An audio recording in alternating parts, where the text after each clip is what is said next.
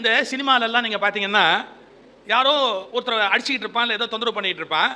ஒரு கதாநாயகன் அங்கேருந்து பைக்கில் இறங்கி இந்த கால் இப்படி தூக்கி போட்டு இறங்கி அங்கேருந்து வந்து அந்த பனியன் இப்படி பண்ணி அப்புறமா அந்த கையை அப்படி எல்லாம் அந்த கையை அப்படி நசுக்கி இங்கே எல்லாம் நரம்பு ஏறுற மாதிரி காட்டி அவன் டம்முன்னு முதுகில் அந்த மூக்கில் குத்துற மாதிரி காட்டுவான்.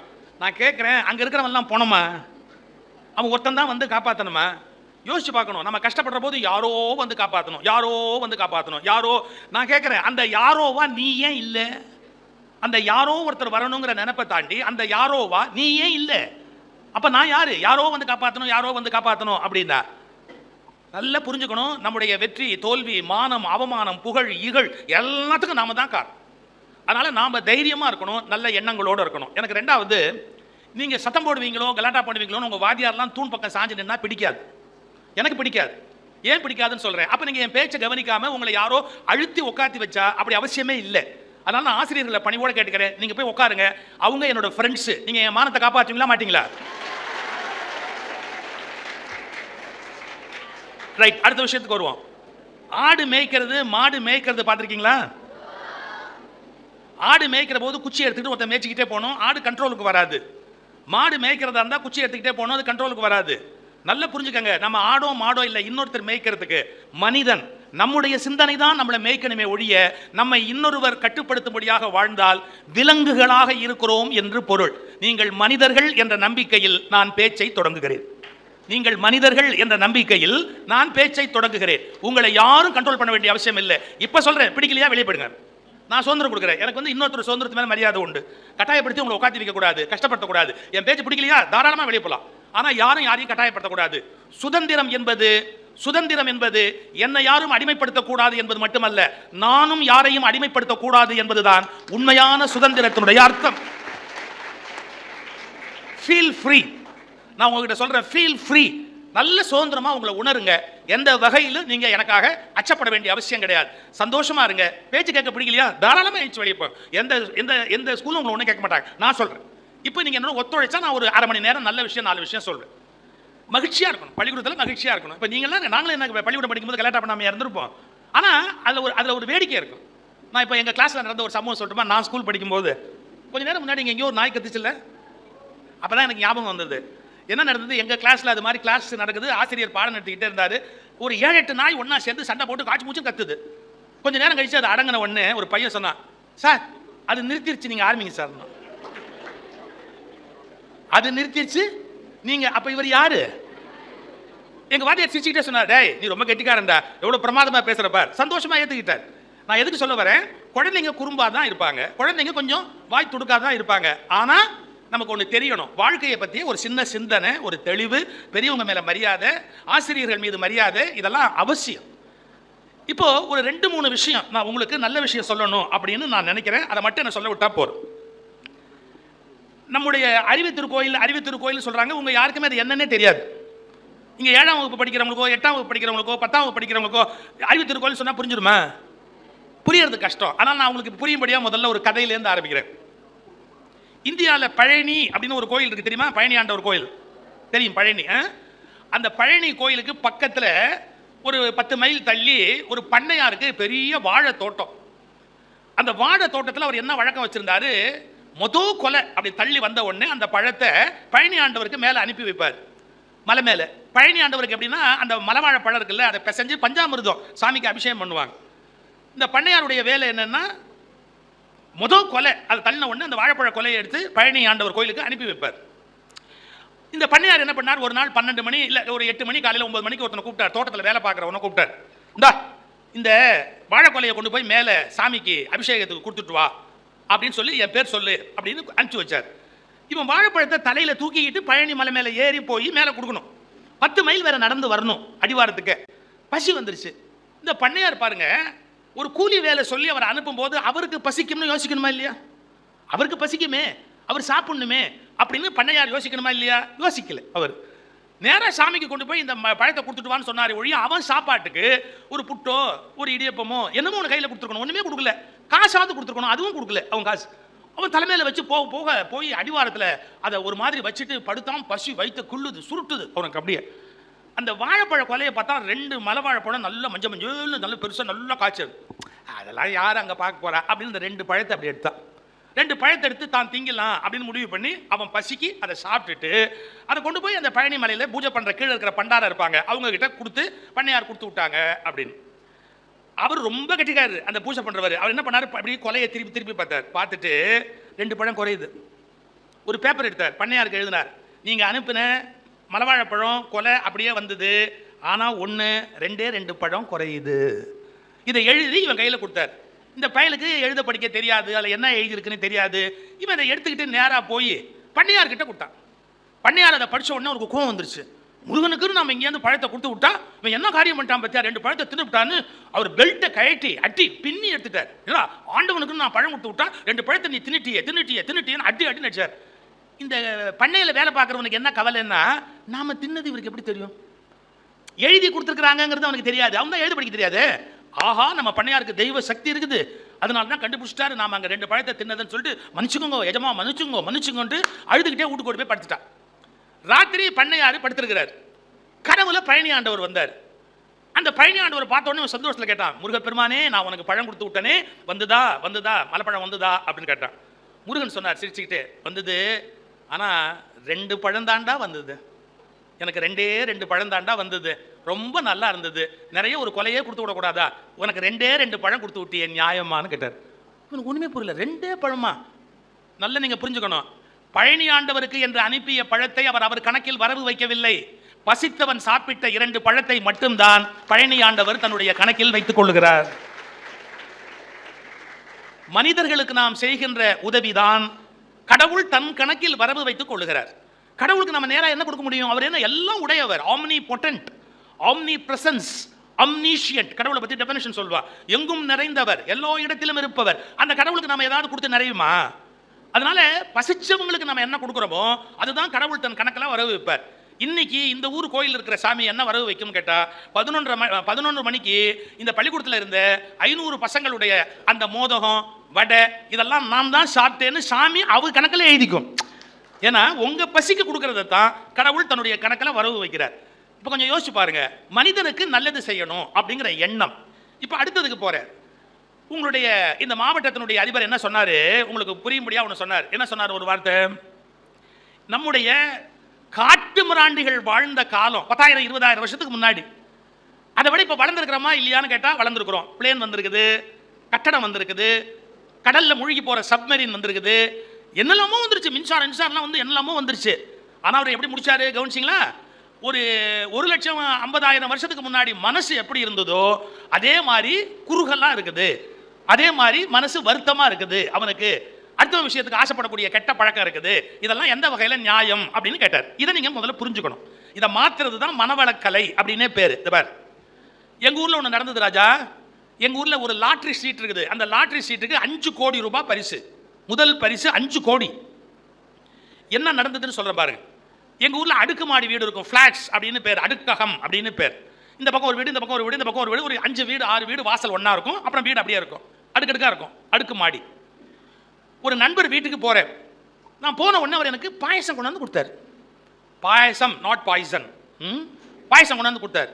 நான் கேட்டேன், என்ன விசேஷம் வீட்டில் திடீர்னு பாயசம் கொண்டாந்து கொடுக்குறீங்களே, என்ன விசேஷம் அப்படின்னு. நம்ம வீட்டில் ஒன்றும் விசேஷம் இல்லைங்க, எதிர் வீட்டில் விசேஷம். என்ன எதிர் வீட்டில் என்ன விசேஷம்? இந்த லாட்ரி டிக்கெட் 5 கோடி ரூபாய் பரிசு வச்சுருந்தாங்கல்ல, ஆமாம், அது எதிர் வீட்டுக்காரருக்கு விழுந்திருக்கு. எதிர் வீட்டுக்காரருக்கு 5 கோடி ரூபாய் பரிசு விழுந்திருக்கு. நான் இப்போ தான் பாயசம் வச்சு சாமியெல்லாம் கும்பிட்டேன். என்னங்க, உங்களை மாதிரி ஒரு சிறந்த மனுஷனை நான் பார்த்ததே இல்லை. எதிர் வீட்டுக்காரனுக்கு லாட்ரியில் 5 கோடி ரூபாய் விழுந்திருக்குது ஒரு பரிசு, நீங்கள் இங்கே பாயசம் வச்சு சாப்பிட்டீங்கன்னா என்ன பெருந்தன்மை, என்ன பெருந்தன்மை, எதுக்கு பாயசம் வச்சிங்க? என்ன அது சீட்டு தொலைஞ்சு போச்சான் அவனுக்கு. அதை நினைச்சோம் பாருங்க, உடனே பாயசம் வச்சு சாமி கும்பிட்டேன். இப்போ மனுஷனாவன், அவனுக்கு 5 கோடி கிடைக்காதுங்கிறதுல இவனுக்கு இவ்வளவு சந்தோஷம். இப்போ அவர் என்ன சொன்னாரு உங்களுக்கு புரிஞ்சுதா? கற்காலத்தில் வாழ்ந்த மனிதனுடைய மனோநிலை. அவன் பனிக்கறி திம்பான், ஏதோ ஒரு மாംசத்தை திம்பான், மான் கறி எது கிடைக்குதோ அதை சாப்பிடுவான். அவனுக்கு என்ன பயம், நம்ம பங்கு அவன் தின்னுடுவானோ, அவன் பங்கை நாம எப்படி திங்கிறது, அவனை கொலை பண்ணிட்டா நாம அதை திங்கலாம் இல்லையா, இந்த நினைப்புல இருப்பான். இது காட்டு மிராண்டி காலத்துல நியாயம், இந்த நூற்றாண்டுல நியாயமா? இப்ப எல்லாருக்குமே சாப்பாடு இருக்கு, வயல்ல போலாம், விளைக்கலாம், மிருகங்களை கூட பண்ணையில் வளர்த்து தேவையான அசைவம் சாப்பிடுவதை நான் விரும்பல தனிப்பட்ட முறையில். பட் மற்றவங்க சாப்பிட்றத நான் எப்பவுமே குறை சொல்ல மாட்டேன், எனக்கு அதுக்கு அதிகாரம் இல்லை. கொஞ்சம் யோசிச்சு பாருங்க, இன்னைக்கு பசியை தீர்க்க முடியாதா? இப்படி ஒரு கணக்கு போடுங்களேன். உலகம் முழுக்க மொத்தமா விளையிற தானியம் எவ்வளவு, இந்த தானியத்துக்கு வேண்டிய அளவு சாப்பிடறதுக்கு மனுஷன் எவ்வளவு அப்படின்னு பார்த்தா, உலகத்துல விளையிற தானியம் உலகத்துல பிறந்திருக்கிற மனுஷனோட பசியை போக்கிடும் இருக்கு.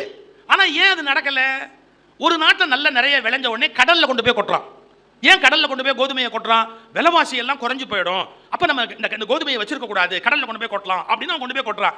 பசிச்சவன் ஒரு பக்கம் பட்னியோட இருக்கிறான், ஆனா இந்த கோதுமையை அங்க அனுப்ப மாட்டேங்கிறான். ஏன் அனுப்ப மாட்டேங்கிறான்? அந்த நாட்டுக்குள்ள அரசியல் ஏகப்பட்ட விஷயம் இருக்குது அதுக்குள்ள. இதெல்லாம் மாறி வரணும்னா அரசருக்கும் கவர்மெண்ட்டுக்கும் எல்லாம் இருக்கணும். எல்லாத்தையும் தாண்டி மனித அன்பு, கருணை, நேயம் இது இருக்கணும். இதை எப்படி ஏற்படுத்துறது? மன வளம் வந்தா மட்டும்தான் நாம் அதை ஏற்படுத்த முடியும். இதுக்கு ஒரு பெரிய மனுஷன் வேதாத்ரி மகரிஷின்னு பேரு, தாடி வச்சிருப்பார், கண்ணாடி போட்டிருப்பார். நீங்க யூடியூப்ல உங்களுக்கு போன் கிடைக்கும் போது போய் பாருங்க, வேதாத்ரி மகரிஷி அப்படின்னு போடுங்க. ஒரு 95 வயசு வரையில வாழ்ந்த ஒரு பெரியவர். ஊரா போய் அன்பா இருங்கோ, சமாதானமா இருங்கோ, சண்டை போடாம இருங்க, தேவையில்லாம பிரச்சனை பண்ணாதீங்க, அடுத்தவனை அடிக்காதீங்க, நான் யாருக்கும் காயப்படுத்த மாட்டேன், என்னால யாருக்கும் எந்த தொந்தரவும் வராது அப்படிலாம் ஒரு உறுதிமொழி எடுத்துக்கோங்க அப்படின்னு தெருவா ஊரா போய் மக்கள் மனசுல அன்பை விதைத்தார். அதாவது ஒரு காலகட்டத்தில் எப்படி மனித வர்க்கம் விலங்கா இருந்ததோ அப்படி இருக்கக்கூடாது. எவல்யூஷன், ஆங்கிலத்தில் ஒரு பேர் இருக்கு, எவல்யூஷன், பரிணாம வளர்ச்சி. அதுல மனுஷன் எப்படி இருக்கணும் அப்படி. இப்ப நான் ஒரு கேள்வி கேட்கறேன் பாருங்க. ஒரு நாய்க்கு நீங்க பிஸ்கட் இப்படி கொடுக்குற மாதிரி நீட்டிட்டு, ஒரு கற்பனைக்கு சொல்றேன், ஒரு நாய்க்கு பிஸ்கட் இப்படி கொடுக்குற மாதிரி நீட்டிட்டு ஏமாத்தி இப்படி புடுங்கிருங்க, கொடுக்குற மாதிரி நீட்டிட்டு கொடுக்காம இப்படி புடுங்கிருங்க, நாய் என்ன பண்ணும்? ஒழுன்னு பாஞ்சு கையை கடிச்சிடும். ஏன்னா அது கிடைக்கும்ன்ற எண்ணத்துல இருந்தது அந்த பிஸ்கட். நீங்க கொடுக்கல, ஏமாத்திட்டீங்க, லபக்குன்னு பாஞ்சு அப்படியே கடிச்சிடும். இப்ப நான் கேட்கறேன், சில குழந்தைங்களும் அதே மாதிரி பிஸ்கட்டை கொடுக்குற மாதிரி கூட்டிட்டு நீங்க கொடுக்காம இழுத்துட்டீங்கன்னா கையை கடிச்சு விட்டுரும். இப்ப என்ன வித்தியாசம்? அது நாய் தெருவில் இருக்குது, இது வீட்டுக்குள்ள இருக்குது. நாய் Dress போடல, இது Dress போட்டிருக்குது.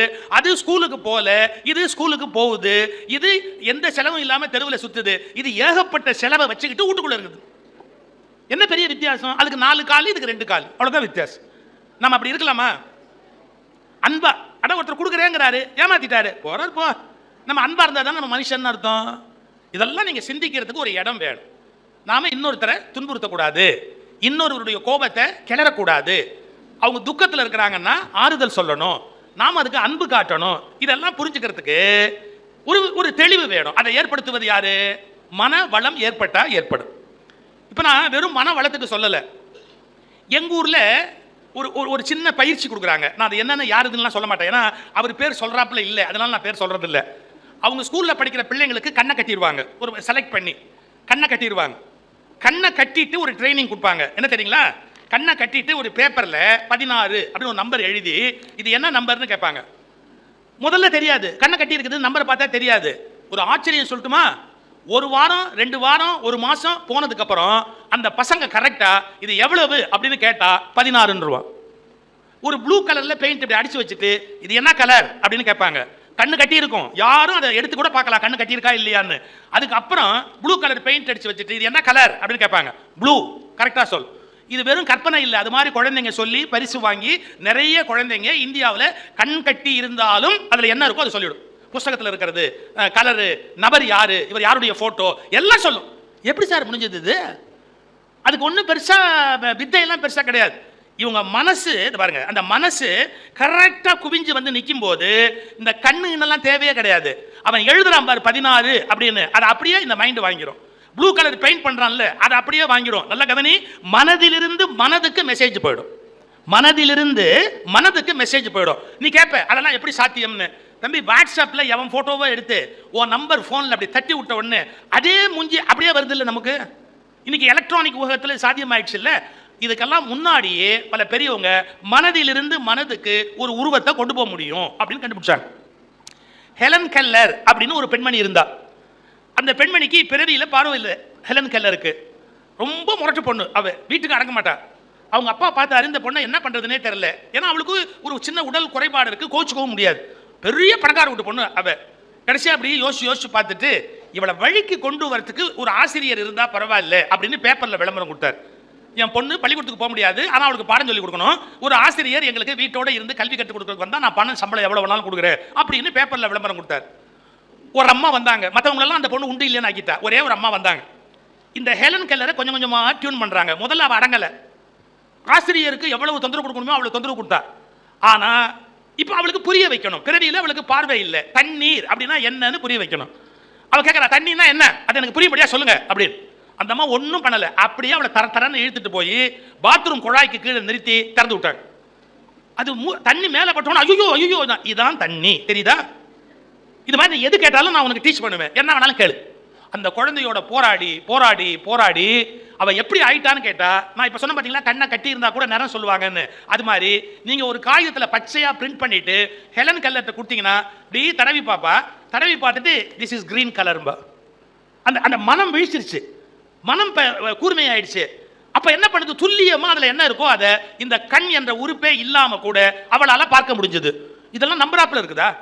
அதுக்கு தான் சொன்னேன், இப்பவும் இந்தியாவில் ஒரு இடம் இருக்கு, அதில் அது மாதிரி குழந்தைகளை ட்ரெயின் பண்றாங்க, அந்த குழந்தைங்க அதை சக்சஸ்ஃபுல்லா பண்றாங்க. அப்ப என்ன அர்த்தம் தெரியுங்களா, இயற்கை அல்லது கடவுள் கொடுத்திருக்கிற கண்ணு மூக்கு காது இதெல்லாம் இருந்தாலும் இல்லைனாலும் மனம் விழிப்பாக இருக்கும் என்று சொன்னால் இந்த பொறிப்புலன்கள் செய்கிற எல்லா வேலையையும் மனமே செஞ்சு முடிச்சிடும். மனசுக்கும் அவ்வளவு பவர் இருக்கு. இங்க யாரு கேமராமேன் இங்க இருக்கிறீங்களே, கேமராமேன் யார் இருக்கா? ஸ்டில் கேமரா யாராவது எடுக்கிறவங்க இருக்கீங்களா? ஸ்டில் போட்டோ, இந்த வீடியோவை விட ஸ்டில் நான் ரொம்ப அழகா இருப்பேன். ஸ்டில் கேமரா ஸ்டில் ஃபோட்டோகிராஃபர் யாருமே வரலையா? இல்லையா? யார் எங்கே இருக்காது? நீங்கள் தப்பிச்ச மோஷன் ஓடிப்பிட்டாரா? நான் எது கேட்குறேன், ஒரு சின்ன எக்ஸாம்பிளுக்கு, அவரை கேள்வியெல்லாம் கேட்க மாட்டேன். போயிட்டாரா எங்கே ஸ்டில் கேமராமேன்? இல்லையா? அவர் இப்போ ஸ்டில்லாக இருக்கார், எங்கேயோ ஸ்டில் ஆகிட்டார். இல்லை கேமராவில் சரி விடுங்க. கேமராவை ஃபோட்டோ எடுக்கும்போது பாருங்க, லென்ஸ்னு ஒன்று இருக்குல்ல, அந்த லென்ஸை ஃபோட்டோகிராஃபர் என்ன பண்ணுறாரு? அம்மா யாருமா ஃபோட்டோகிராஃபரா? ஆ வாங்கம்மா. இங்கே லென்ஸோட கேமரா இருக்கா? இல்லை இல்லை இல்லை. இப்போ நீங்கள் அவங்கள்ட்ட இல்லை, நீங்கள் சொல்லுங்கள், பிள்ளைங்களுக்கு மைக் கொடுங்கப்பா. மைக் இருக்குது, ஹேண்ட் மைக்கு. அதில் ஒரு ஸ்டில் ஃபோட்டோகிராஃபர் யாரோ ஒருத்தர் ஃபோட்டோ எடுக்க வேண்டியிருக்கு, அவர் ஒரு 10 அடி தள்ளி இருந்தால் அவங்க அந்த லென்ஸை வந்து இப்படி அட்ஜஸ்ட் பண்ணுவாங்க. அந்த லென்ஸை ஏன் அட்ஜஸ்ட் பண்ணுறாங்கன்னு பிள்ளைங்களுக்கு சொல்லுங்களேன். அந்த லென்ஸில் வந்து அந்த ஃப்ரேமுக்குள்ள ஃபோக்கஸ்ல சரியா படம் வரணும். என்ன வார்த்தை சொன்னீங்க? ஃபோக்கஸ்னா என்னன்னு சொல்லுங்க. ஃபோக்கஸ்ன்னு சொல்லிட்டோன்னா இப்போ ஒரு மனிதர்கள் இருக்கிற எல்லா அம்சங்களும் சரியாக தெரியறதுக்காக நாங்கள் அதை டியூன் பண்ணுறது தான் ஃபோக்கஸ். உங்கள் கண்ணுங்களா இந்த ஃபோக்கஸ்ங்கிற வார்த்தை கேள்விப்பட்டிருக்கீங்களா இங்கிலீஷில்? பாரு, இப்படியே பார்த்தா பிளர்டாக தெரியுமா? பிளர்டானா கண்ணு மூக்கு காது எல்லாம் தாண்டி அப்படியே ஏதோ பசை மாதிரி தெரியும். இவங்க என்ன பண்ணுவாங்க, லென்ஸ் அது பாரு இப்படி இப்படி இப்படி அட்ஜஸ்ட் பண்ணி ஃபோக்கஸ் பண்ண உடனே 100% துல்லியமாக அவங்க எப்படி இருக்கிறாங்களோ அப்படியே உங்களுக்கு தெரிய ஆரம்பிக்கும் அந்த கேமராவில். அப்போ தான் கிளிக் பண்ணுவாங்க. அப்போ கிளிக் பண்ணால் உங்கள் ஃபோட்டோ அழகாக இருக்கும். உங்களுக்கு புரிஞ்சுதா புரியலையா? ஃபோக்கஸில் லென்ஸ் அட்ஜஸ்ட் பண்ண உடனே 100% துல்லியமாக அது தெரிய ஆரம்பிக்கும். அதை நாம பிக்சரில் எடுத்துக்கிறோம். இந்த மனவள கலைங்கிறது வேற ஒண்ணுமே இல்லை, உங்கள் மனம் என்ற லென்ஸை ஃபோக்கஸ் பண்ணி இந்த உலகத்தை துல்லியமாக படம் பிடிச்சி காக்கிறது தான் இந்த மனவள கலை என்பதனுடைய சீக்கிரம். நன்றி நன்றி. அதாவது உங்க மனசுக்கு அவ்வளவு பலம் உண்டு, அவ்வளவு பலம் உண்டு. சில சமயம் சொல்லட்டுமா ஒரு வேடிக்கை? சில சமயம் நான் ரூம்ல உட்காந்துருப்பேன், என் ரூம்ல உட்காந்துருப்பேன், கீழே யாரோ காரில் வந்து இறங்குவாங்க. நான் மாடியில் ரூம் எனக்கு, கீழே யாரோ காரில் வந்து இறங்குவாங்க. திடீர்னு நான் சொல்வேன், என் மனைவியை அழைச்சி சொல்வேன், அந்த அவர் வந்திருக்கிறாரு அப்படின்னு ஒரு பேரை சொல்லி, அவர் வந்திருக்கிறாரு மாடிக்கு வர சொல்லு அப்படின்னு. இங்கேயே உட்காந்துக்கிட்டு அவர் வந்திருக்கிறாரு எப்படி சொல்லி, போய் பாருமா, நான் சொன்ன கேள்வி போய் பாரு அப்படின்னு. எப்படி தெரியும்னா நம்ம மன அலவரிசையில் அவருடைய உருவம் வந்து நிற்கும். திடீர்னு சம்மந்தம் இல்லாமல் அவர் உருவம் ஏன் இப்போ வருது அப்படின்னா, ஒரு வேளை அவர் வந்திருப்பாரோ அப்படின்னு நினைக்கும் போது டப் அப்படி அந்த கார் கதவு சாத்துற சத்தம் கேட்கும். இந்த சத்தம் அவர் சத்தம், கார் கதவு இப்படி தான் சாத்துவார் நமக்கு நல்லா தெரியும். கன்ஃபார்ம் பண்ணிட்டு அவர் தான் வந்திருக்கார், போய் கூப்பிடு அப்படிம்போ. இதுக்காக நான் பெரிய ஞானி ஆகிட்டேன்னு அர்த்தமே இல்லை. எதுக்கு சொல்ல வரேன், கொஞ்சம் கொஞ்சம் கொஞ்சம் மனசை ஃபோக்கஸ் பண்ணிக்கிட்டே நீங்கள் போனீங்கன்னா you will become more powerful, you will do wonders. இதுக்கு நீங்கள் எங்கே போய் கற்றுக்குவீங்க? ராஜா, இந்த பேப்பர் எரியக்கூடியதா எரியாததா? எரியக்கூடியது. ஆனால் இதுக்கு நெருப்பு வச்சா தானே எரியும். நெருப்பே வைக்காமல் இதை எரிக்கணும்னா என்ன பண்ணணும்? நெருப்பு யூஸ் பண்ணாமல் இதை எரிக்கணும் அப்படின்னா என்ன பண்ணணும்? சூரிய வெளிச்சத்துக்கு கொண்டு போகணும். கையில் பூத கண்ணாடி எடுத்துக்கணும். பூத கண்ணாடியில் அந்த குவி நேராக அந்த வெப்பம் அப்படி வர்றதை பேப்பர் முன்னாடி இப்படி பிடிச்சிக்கிட்டே இரு. என்ன ஆகும்? சூரிய வெப்பத்தை அப்படியே குவிச்சு இந்த காகிதத்தில் விட்ட உடனே இந்த இடம் கருகும், குபீர்னு காகிதம் பற்றிக்கிட்டே எரியும். எரிகிற தன்மை காகிதத்துக்கு உண்டு, எரிக்கிற தன்மை சூரியனுக்கு உண்டு. ஆனால் வெப்பத்தை கடத்தி வாங்குவதற்கு ஒரு பூத கண்ணாடி தேவைப்படுகிறது. அந்த பூத கண்ணாடியாக உங்கள் மனதை மாற்றுவதுதான் இந்த மனவளக்கலை மன்றம் செய்து கொண்டிருக்கிற வேலை. எப்படி உங்க மனசை நீங்க கரெக்டா ஃபோக்கஸ் பண்ண ஆரம்பிச்சிட்டீங்கன்னா பரீட்சை எழுதுறது பிரச்சனை இல்லை, பரீட்சை எழுதுறது பிரச்சனை இல்லை, இன்டர்வியூக்கு போனா பதில் சொல்றது பிரச்சனை இல்லை, நீங்க ஒரு பெரிய தொழில் தொடங்குனீங்கன்னா அந்த தொழிலில் வெற்றி பெறுவதில் பிரச்சனை இல்லை. ஏன்னா உங்க மனசு சரியா குவிஞ்சிருக்குது, கரெக்டா ஃபோக்கஸ் ஆயிருக்கு. உங்களை யாரும் ஒன்றும் பண்ண முடியாது. துல்லியமாக கணக்கு பார்ப்பீங்க, எவ்வளோ நஷ்டம் வரும், எவ்வளோ லாபம் வரும், எத்தனை பீரியடில் ஜெயிக்கலாம், அப்படியே மனசுலேயே டக்கு டக்கு டக்கு டக்குன்னு போகும். இதில் ஒன்று மட்டும் தெரிஞ்சுக்கணும், நமக்கு நல்லது நடக்கிற காலத்தில் நாம் கஷ்டப்பட்ட போது யாரெல்லாம் உதவுனாங்களோ அவங்கள நன்றியோடு நினைக்கணும். This is more important. இப்போ என் கூட முருகானந்தவேல் அவங்க வந்தபோது அந்த போஸ்ட் மாஸ்டர் ஐயா அதிபரை வந்து விளக்கேற்றும் போது கூட அவங்களோட போய் நின்று அவர் அவங்களுக்கு உதவி எல்லாம் பண்ணார். நான் கேட்டேன், எப்படி உங்களுக்கு எப்படி நட்பு உறவா எப்படின்னு கேட்டேன். அவர் சொன்னார், ஒரு காலத்தில் யுத்த காலத்தில் நான் ரொம்ப சிரமப்பட்டு நான் இங்கே வந்து தங்கி இருக்கிற போது எனக்கு அடைக்கலம் கொடுத்து என்னை பாதுகாத்தவர் அந்த பெரியவர். அதில் இன்னொன்று புரிஞ்சுக்கணும், உங்கள் ஊர் மனிதருடைய பெருமை நீங்கள் ஹவு கிரேட் இட் வாஸ், அவருடைய அந்த தன்மை என்னங்கிறதுக்கு அடையாளம் குடும்பத்தோட வந்து அவருடைய வீட்டில் அவங்க இருக்கிறாங்க. யார் வீட்லையோ குடும்பத்தோடு இருக்கும்போது கஷ்டமாக இருக்கும்ல அவங்களுக்கு. அதுக்காக இவர் கேட்குறாரு, ஐயா நான் வேணா வேறு ஏதாவது ஒரு வீடு பார்த்து போயிடுறேன், நீங்கள் இங்கே வசதியாகவே இருங்க, எனக்கு கொஞ்சம் வேறு ஏதாவது ஒரு வீடு பார்த்து என்ன அனுப்பி விடுங்க. அவர் சொன்ன வார்த்தை சொல்லட்டுமா, அப்படி போகணும்னா முருகானந்தவேல் நான் போகிறேன், நீங்கள் இந்த வீட்டில் வசதியாக இருங்க, பிள்ளைங்களோட சௌரியமாக இருங்க. இதெல்லாம் புரிஞ்சுக்கணும் எவ்வளவு நல்ல மனசுன்னு. அந்த நல்ல மனசால தான் இன்னைக்கு கூப்பிட்டு விளக்கேற்ற சொல்கிறாங்க. நல்ல மனசுள்ளவங்க விளக்கேற்றினாதான் வீடும் விளங்கும் நாடும் விளங்கும். அதுக்காக தான் கூப்பிட்டு விளக்கேற்ற சொல்கிறாங்க. இது ஒரு பகுதி. இன்னொரு பகுதி சொல்லட்டுமா, அப்போ இந்த ஊருக்கு முருகானந்தவேல் என்ன நல்லது பண்ண முடியும்? இந்த ஊர் ஒரு காலத்தில் 6 மாதம் நம்மளை வச்சு சோறு போட்டுது. அப்போ இந்த ஊருக்கு நாம் என்ன நல்லது பண்ண முடியும்? இந்த யுத்தம் முடிஞ்சதுக்கு அப்புறம் ஜாஃப்னா யூனிவர்சிட்டியில் கிளிநொச்சியிலேருந்து வந்து படிக்கிற 12 மாணவர்களுக்கான படிப்பு செலவை முருகானந்தவேல் ஏற்றுக்கொண்டார். இங்கே இருக்கிற பிள்ளைங்க படித்து மேலே வரணும் அப்படிங்கிறதுக்கு அவர் தன்னோட பொறுப்பை ஏற்றுக்கொண்டார். ஏதோ அவரை புகழ்ந்து எனக்கு ஒன்றும் ஆக போகிறது இல்லை. ஏன் சொல்கிறேன்னா, நல்லது செஞ்சவங்க அவர் ஐயா யாருன்னு எனக்கு தெரியாது, நீங்கள் என்ன அவருக்கு கூடுதலாக மரியாதை கொடுத்தீங்க, அதுக்கு என்ன காரணம் எனக்கு சொல்லுங்களேன் அப்படின்னு ஓடி போய் அவர் பக்கத்தில் நின்னீங்களே, என்ன சமாச்சாரம்னு கேட்டேன். அப்போ இவ்வளவு சொல்கிறார். எதுக்கு சொல்கிறேன், நாம நமக்கு திறமையும் செல்வமும் கூடும்போது நமக்கு யாரெல்லாம் உதவி பண்ணாங்களோ அவங்கள நன்றியோடு நினைக்கணும். உதவி பண்ணவங்களுக்கு தான் செய்யணும்னு இல்லை, அவங்க இப்போ இல்லாமல் கூட போயிடலாம். நாம 10 பேருக்கு உதவி பண்ணால், நானும் சில சமயத்தில் படிக்க வசதி இல்லைன்னு சில பசங்க கேட்டால் பணம் உதவியெல்லாம் பண்ணுவேன். அப்புறம் நான் மறந்துடுவேன், அது என்ன அப்படியே மறந்துடுவேன். எப்போவாவது அந்த பையன் என்னை வந்து பார்ப்பான். நான் ஏதாவது அந்த ஊருக்கு பேச போகும்போது, சார் எனக்கு தெரியுதாம்மா, தெரியல ராஜா நீ யாருன்னு தெரியல, நீங்கள் எனக்கு 3 வருஷம் ஃபீஸ் கட்டினீங்க சார்மா. அப்படியாப்பா, பணம் உனக்கு? ஆமாம் சார் 3 வருஷம் எனக்கு ஃபீஸ் கட்டினீங்க. நல்ல வேலையில் இருக்கியாப்பா? நல்ல வேலையில் இருக்கு சார். நான் அன்றைக்கி கஷ்டப்பட்ட போது நீங்கள் அனுப்பிச்சிங்க, உங்களுக்கு நான் ஏதாவது பண்ணணும் சார். நான் என்ன பண்ணணும்? நான் என்ன சொல்லுவேன் தெரியுமா, இதே மாதிரி உங்ககிட்ட யார் கேட்டாலும் ஒரு 10 பேருக்காவது நீ உதவி பண்ணு, அதுதான் நீ எனக்கு திருப்பி கொடுத்ததா அடையாளம். ஏன் எனக்கே கொண்டாந்து நீ கொடுக்கணுங்கிற அவசியம் கிடையாது. நீ என் மூலமாக வளர்ந்தேன், நான் நீ ஒரு 10 பேரை உன் மூலமாக வளர்த்து விட்டா அதுவே பெரிய காரியம். அந்த 10 பேருக்கு எப்படி என்னால் உதவ முடியும்? நீ உதவு. கொஞ்சம் யோசிச்சு பாருங்க. இந்த நல்ல எண்ணங்களை வாழ்க்கையில் ஏற்படுத்துவதற்கு மனம் வளமாக இருக்கணும், மனம் நோயாக இருக்கக்கூடாது. பொறாமை, சண்டை, என்ன சொல்றது, வஞ்சனை, இது மாதிரிலாம் மனசு இருந்தால் எப்படி நல்லா இருக்க முடியும்? இப்போ உங்களுக்கு ஒரு சீக்ரெட் சொல்லிட்டு, அந்த நீங்கள் யாராவது கோச்சுக்கிறதா இருந்தால் அந்த பாப்பாவை தான் கோச்சுக்கணும். நாங்கள் 1:30 மேலே தான் சாப்பிடுவோம்னு சொல்லிடுச்சு. அதனால் நான் போட்டு உங்களை கொத்துன்னு கொத்திக்கிட்டு இருந்தேன்னு வச்சுங்க, அந்த பாப்பா தான் காரணம். நல்லா பார்த்துங்க, பேரெல்லாம் கேட்டுருங்க. இன்னும் 5 நிமிஷத்தில் முடிச்சிடறேன்டா, ஒரு 5 நிமிஷம். ஒரு அம்மா வீட்டில் உட்காந்து, நடந்த நிகழ்ச்சி. ஒரு அம்மா வீட்டில் இப்படி உட்காந்துருக்காங்க, புரியுதா? அவங்க வீட்டில் ஜன்னல் கிளாஸ் டோர், ஏசி ஓடுது வீட்டில், இந்த கிளாஸ் டோர்லாம் சாத்தியிருக்கு. கொஞ்சம் உடம்பு முடியாதவங்க, அவங்க ஜன்னல் வழியாக அப்படி வேடிக்கை பார்த்துக்கிட்டே இருப்பாங்க. அவங்க ஹஸ்பண்டை கூப்பிட்டாங்க, இங்கே வாங்க இங்கே வாங்க. இந்த எதிர் வீட்டில் அந்த அம்மா துணி துவைக்குது, எதிர் வீட்டில் அந்த அம்மா துணி துவைக்குது, அதை நீங்கள் பார்த்தீங்களா அப்படின்னு. இந்த மாதிரி கேள்விக்கெல்லாம் ஆம்பளை பதில் சொல்ல முடியாது. எதிர் வீட்டில் அந்த அம்மா துணி துவைக்குது பார்த்தீங்களான்னா, பார்த்தேன்னா ஏன் பார்த்தேன்னு கேட்பாங்க. பார்க்கலன்னு சொன்னால் நான் ஒன்று சொல்ல வந்தால் ஏதாவது ஏடா கூடமா பேசுவீங்க. இந்த அம்மா சொல்லிச்சு, துணி அது எப்படி துவைக்குது பாருங்க, எங்கேயாவது அழுக்கு போகுதா பார்த்தீங்களா? வெள்ளை துணி துவைக்குது, அது பாருங்க அழுக்கு போகுதா பார்த்தீங்களா? இது என்ன, அந்த வீட்டில் ஒரு ஆம்பளை இருக்கானா இல்லையா? அந்த துணியை இப்படி அழுக்கா காயப்படுது, அது பாட்டுக்கு யாருமே கேட்க மாட்டேங்கிறாங்க. நீங்கள் போய் ஒரு நாள் கேட்டு வாங்க, துணி இப்படியா துவைப்பாங்க. அவர் சொன்னார், கேட்குறம்மா கோச்சுக்கார், நான் கேட்குறேன் அப்படின்னு. மறுநாள் அந்த அம்மா உட்காந்துருக்கும் போது அந்த அம்மா துணி துவைச்சிக்கிட்டு இருக்குது. இப்படியே பார்த்துட்டு ஹஸ்பண்டை கூப்பிட்டு, சொல்லிட்டீங்களா இன்னைக்கு பளிச்சுன்னு வெள்ளையா அந்த அம்மா துணி துவைக்குது, சொல்லிட்டீங்களான்னு. நான் சொல்லலை. பின் அந்த அம்மா துணி, நம்ம அந்த அம்மா நல்லா தான் துவைக்குது, நம்ம வீட்டு கண்ணாடி ஜன்னலில் அன்றைக்கி கொட்டின காப்பி அப்படியே இருந்திருக்கு, நான் அதை அப்புறமா பார்த்து துடைச்சிட்டேன். இப்போ என்ன, அது பளிச்சுன்னு அது தெரியுதா, நல்லா துவைச்சது தெரியுது. நான் சொல்கிறது சின்ன விஷயம் இல்லை. பலர் மீது நீங்கள் குற்றம் காணுகிறீர்கள், அதற்கு காரணம் உங்கள் மனதில் இருக்கிற அழுக்கு காரணமாக இருக்கலாம். ஆனால் பிறரை குற்றவாளிகளாக சொல்லிக்கொண்டே இருக்கும். இவங்க வீட்டு ஜன்னல்ல, இவங்க வீட்டு கண்ணாடி ஜன்னல்ல கொட்டின காப்பி அப்படியே போய் நின்றுட்டு எதிர் வீட்டுக்காரன் துவைக்கிற துணி அழுக்கா இருக்குன்னு சொன்னா ஏதாவது நியாயம் இருக்கா? அப்ப நம்ம என்ன பண்ணணும்?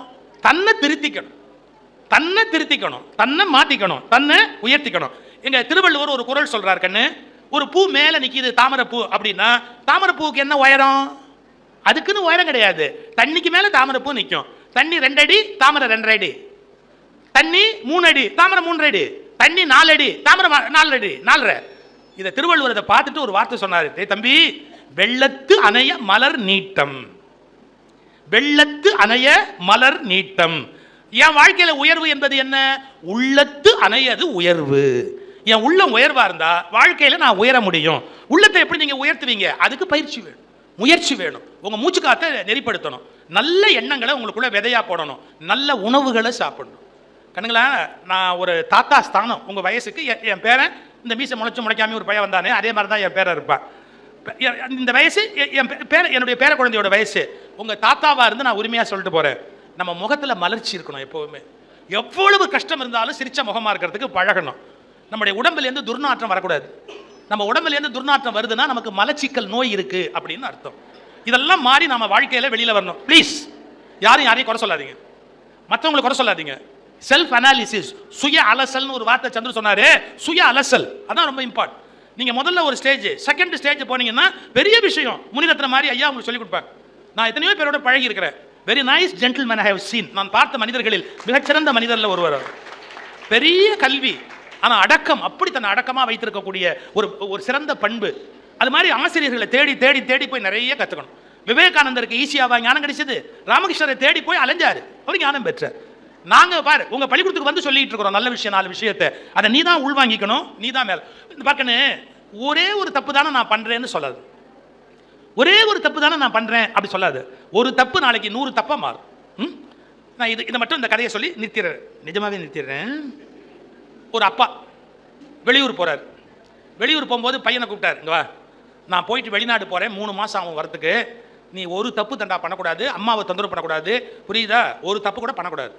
ட்ரை பண்ணுறேன்ப்பா. எப்படி ட்ரை பண்ணுறேன்ப்பா அப்படி ஒரு உண்டியல் எடுத்து கையில் கொடுத்தார். இந்த உண்டியல் வச்சு நீ ஒவ்வொரு தப்பு பண்ணும்போதும் இதில் ₹1 காசு போடணும். எங்கள் ஊரில் ₹1 காயின் இருக்கு. ₹1 காசு இந்த உண்டியலில் போடணும். அப்பா வந்த உடனே கேட்பேன், ஒவ்வொரு ₹1 நீ போடணும். போட்ட உடனே எத்தனை தப்பு பண்ண, ஏன் பண்ணேன்னு அப்பா விசாரிப்பேன். புரியுதா?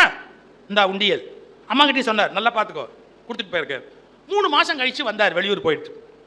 மகனை கூப்பிட்டார், உண்டியலை கொண்டாந்து கொடுத்தான். இவர் என்ன ஐடியாவில் இருக்கார், உண்டியல் முழுக்க ரொம்ப இருக்கும். ஏன்னா நம்ம பையன் எப்படிப்பட்டவன் தெரியுமில்ல, நிறைய தப்பு பண்ணியிருப்பான். ₹1 போட்டிருப்பான். அப்படி அம்மாட்டு தான் பொறுப்பு போடுறதுக்கு சாட்சி போட்டிருப்பான்னு நினச்சிக்கிட்டு உண்டியலை கொண்டா அப்படின்னு உண்டியலை கொண்டாந்து குழுக்குனா லொட்டக் ஒரே ஒரு காசு, ஒரு ₹1 லொடக். பையனை பார்த்தாரு, ₹1 தான் கிடக்குது. ஆமாம், நீ ஒரு தப்பு தான் பண்ணியா? இல்லை, நிறைய பண்ண. சினிமா போனேன், பசங்களோட சுற்றினேன், நிறைய தப்பு பண்ண. காசு அப்பப்போ போட்டேன், போட்டு எல்லாம் ரொப்பிட்டேன். நேற்றுக்கு சினிமாவுக்கு போகிறதுக்கு காசு இல்லைன்னு எல்லாத்தையும் குச்சியை விட்டு எடுத்தேன். அப்புறம் மனசாட்சி உறுத்துச்சு, ஒரு தப்பு பண்ணா ₹1 போடணும். உண்டியலில் காசு எடுத்த தவறுக்காக ₹1 போட்டேன். முடிஞ்சு போச்சே. நீங்க நல்லா புரிஞ்சுக்கணும், அந்த ₹1 இல்லை, 1 கோடி தப்பு உள்ள அடங்கி இருக்கு. நீங்க சின்ன தப்பு தான் அப்படின்னு நினைச்ச ஒரு தப்பு பண்ணா அந்த தப்பு வரிசையா எத்தனையோ தவறுகளுக்கு கொண்டு போய் விடும். இந்த ஒரு பெரிய கல் எடுத்து ஒருத்தனை அடிச்சிட்டானா கூட அந்த கல் எதுன்னு கண்டுபிடிச்சிடலாம். ஆனா ஒரு 40-50 சின்ன கல் எடுத்து அப்படி தூக்கி போட்டாச்சுன்னு வச்சுங்க, எந்தெந்த கல்லுன்னு கேட்டால் திருப்பி எடுத்து பொறுக்க முடியாது. அது மாதிரி சின்ன தப்பு தானேன்னு தப்பு செய்யவே கூடாது. வாழ்க்கையில மீண்டும் வெளியில வரணும். மிகப்பெரிய துன்பங்களை தாண்டி அதன் பிறகு இப்போ இந்த மண் மேல வந்து கொண்டிருக்கிறது. இந்த மண்ணில் வாழ்கிற நீங்கள் வாழ்ந்து பார்க்கலாம் வா என்ற வீர உணர்வோடு உங்கள் வாழ்க்கையை அமைத்துக் கொண்டு மேலும் மேலும் மேலும் வளர வேண்டும் என்று வாழ்த்துகிறேன். நன்றி, வணக்கம்.